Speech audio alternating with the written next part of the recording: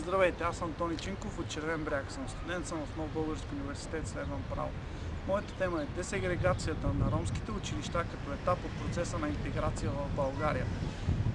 Това са основните моменти, върху които искам да спра вниманието ви. От едната страна е интеграция, от другата страна е десегрегация на ромските училища.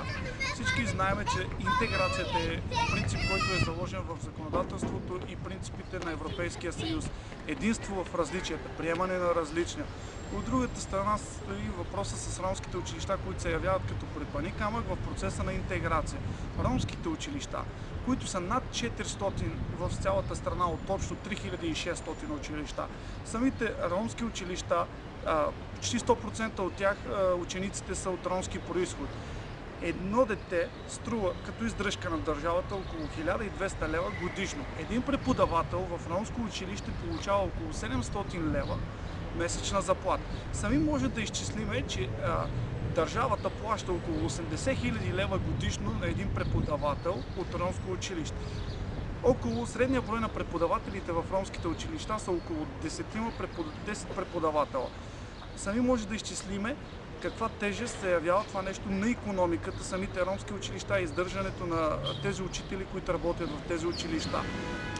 Тежест казвам, защото едва 0,01% от тези деца след това продължават своето образование. Имитира се един процес на образование, от който страда цялата държава, страда българското общество.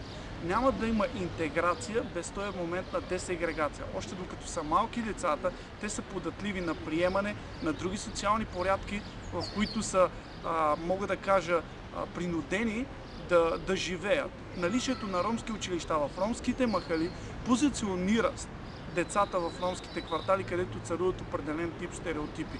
Няма да има интеграция без процеса на десегрегация. По такъв начин ще може да се облегчи икономиката на страната, ще може да се повиши качеството на образование. Самия процес на десегрегацията трябва да е поетапен. Трябва да бъде предоставена равна възможност на децата да могат да учат в нормални български училища. Немислимо е в 21 век европейска държава да дели училищата на етнически или на какъвто и да е принцип.